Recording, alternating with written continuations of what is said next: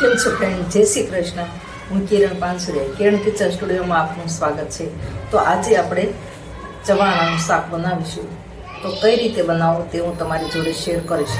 તો આજે આપણે ઘરમાં કંઈ શાક ન હોય તો આપણે ઘરમાં ચવાણું કે ગાંઠિયા કે એવી વસ્તુ તો પડી જ હોય. તો આપણે આજે નવી રીતે શાક બનાવીશું. આજે હું બનાવવા જઈ રહી છું એક નવું જ શાક. ઘરમાં જ્યારે શાક ન હોય ત્યારે આપણે આ રીતે બનાવી શકાય. તો આજે હું બનાવીશ ચવાણાનું શાક. તો કઈ રીતે બનાવવું તે હું તમારી જોડે શેર કરીશ.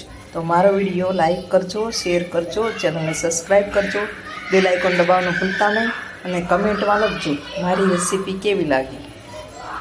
મેં આ તેલ ગરમ થવા મૂક્યું છે. હવે આપણે રાઈ જીરું નાખીશું. હવે આપણે હિંગ નાખીશું અને હળદર પણ નાખીશું. અને આ મેં દહીં લીધું છે તો આપણે દહીં નાખીશું. એકદમ મિક્સ કરી દેવાનું.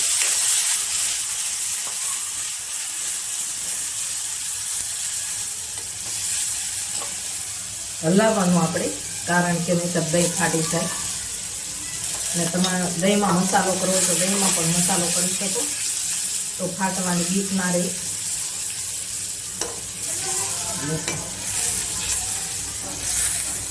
હવે તમારે વધારે ખાટું કરવું હોય તો દહીં જ નાખવાનું, નહીં તો તમારે પાણી પણ નાખી શકો. તો હું દહીં જ નાખું છું.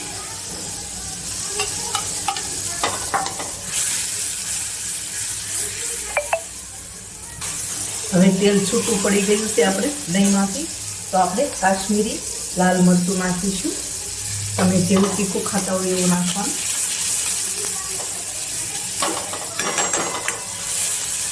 હવે આપણે થોડું પાણી નાખીશું.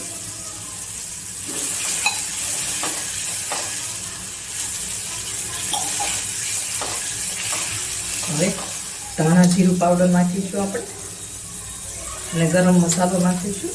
તમે જો ન નાખવો હોય ગરમ મસાલો તો એવોઈડ કરી શકો છો.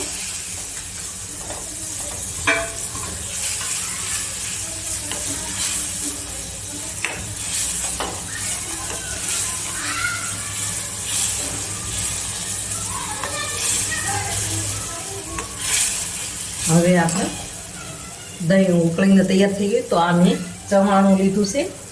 તો તમે કોઈ પણ જાતનું ચવાણું લઈ શકો. તો હું આ ચવાણું નાખું છું. તો ઘરમાં કંઈ શાક ન હોય તો આ રીતે પણ તમે શાક બનાવી શકો છો. તો આપણે થોડું મીઠું નાખીશું, કારણ કે ચવાણામાં ઓલરેડી મીઠું હોય અને તીખાશ પણ હોય. તો તમે એ પ્રમાણે લાલ મરચું પણ એ પ્રમાણે નાખી શકો. તો હવે આપણું ચવાણાનું શાક બનીને તૈયાર છે. તો હવે આપણે ગેસ બંધ કરી દઈશું અને સર્વ કરીશું.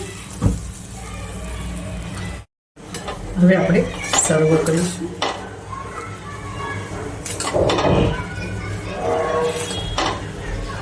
તમે આમાં ઘાટી ગ્રેવી કરવા માટે થોડા ગાંઠિયાનો ભૂકો અથવા ચણાનો લોટ શાક વઘારતી વખતે પણ નાખી શકો છો. તો આપણું શાક બનીને તૈયાર થઈ